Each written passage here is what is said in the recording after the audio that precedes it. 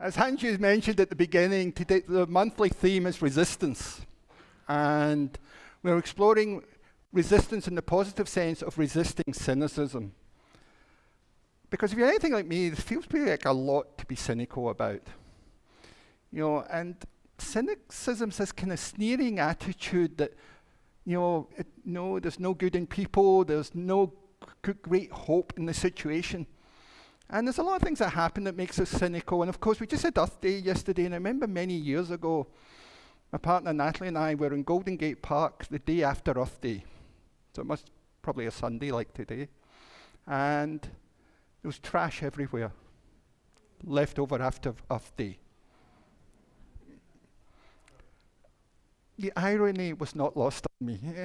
And it's easy when you see things like that where people come together for a celebration to do good and then you see without recognizing the consequences of it. And that just feeds into a cynicism that nothing we do matters, no one is good. Our politicians are all corrupt. Our law enforcement is all corrupt. And of course, I think inside we know that's not true, but it's sometimes hard to get past that emotion. And I want to distinguish between cynicism and skepticism. But skepticism can be positive. Skepticism can be a path to growth. I don't think cynicism ever is. I remember talking to a ministerial colleague of mine, a person who I greatly respect, and she was talking to me about ministry. And she said, well, Brian, the way I think about ministry is you take a bowl of water, you put your hand in it, and you take it out, and that's all the difference it makes. And I thought about that, and then I said to her, I don't accept that. If that was the case, I wouldn't be doing ministry. Because I believe what we do here, what we do in our congregations throughout the world, does make a difference. Because I think what we're trying to do is get beyond cynicism, because ultimately all cynicism really is, it's just another attribute of despair. And what Unitarian Universalism does, and I think what religion does at its best, it transforms despair into hope. That's what the Easter message is about in Christianity. I think what we talk about here in Unitarian Universalism is a life-affirming, life-enhancing, and even life-saving faith. So we have to actively resist cynicism. And the Bulgarian poet and author, Marija Popova, says this: don't just resist cynicism, fight it actively. Fight it in yourself, for the ungainly beast lays dormant in each of us. And counter it in those you love and engage by modeling its opposite. Cynicism often masquerades as noble faculties and dispositions, but is categorically inferior. Unlike life-expanding doubt, it is a contracting force. Unlike critical thinking, that pillar of reason and necessary counterpart to hope, it is inherently uncreative, unconstructive, and spiritually corrosive. Like all forms of destruction, cynicism is infinitely easier and lazier than construction. There's nothing more difficult, yet more gratifying in our society than living with faith in the human spirit. This faith remains the most potent antidote to cynicism. Today, especially, is an act of courage and resistance when we consider the full, rich tapestry of our lives and the universe we live in. Then we can be inspired to transcend those sources of cynicism that can seem dominant in our lives. Those are the words of Marija Popova. And I'll send that out in the email list after worship. I think it's something that we can all absorb and meditate on. But how do we transcend cynicism? Because there's a lot in our world that can make us cynical.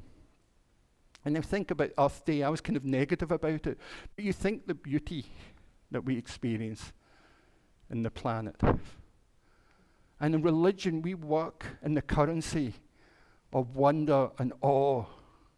And you look at the universe, you look at the world, you look at nature, you look at the beauty of human spirit, that human spirit that Maria talked about. We look at the beauty of that.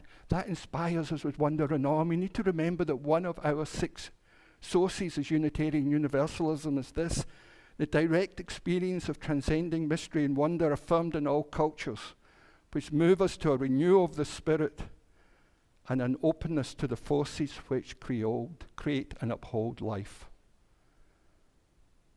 Moves us to a renewal of the spirit and an openness to the forces which create and uphold life. Yes, I think wonder and awe and beauty and embracing that, embracing joy and celebrating are important. And I also believe in taking action. I do believe that what we do as individuals, what we do as a community matters. I want to finish with a story. It's a story of a frustrated parent. Let's just, for argument's sake, call him Brian. And he's about my height, and he's from Scotland, and he was getting really frustrated with his young daughter, which was not Isla, in case you're wondering. And I was trying to get some work done. I was writing a sermon the last minute, which I normally never do.